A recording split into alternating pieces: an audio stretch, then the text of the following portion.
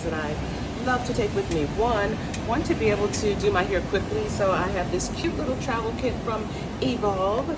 So cute, and it has a shampoo, a conditioner, styling tools, everything that I need when I'm traveling. And also, these cute little butters from a new vendor that we're carrying called Old Whaling. I love this one. It's actually a holiday scent called Sea Berry. So cute and easily fits in my carry-on bag. Here, I took this cute little holiday bag from Hippie. It has everything that I need for cleansing, toning, moisturizing.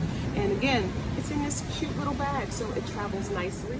And then lastly, I did pack a candle just because I wanted some feng shui in my hotel room. So this one is actually from Reclamation Barn, sea salt and rosemary. Just carry with me to help set the atmosphere in the hotel room. Again, just some essentials, whether you're traveling to the ski slopes or to the beach. These are all fun things to make sure you include in your list of things to pack.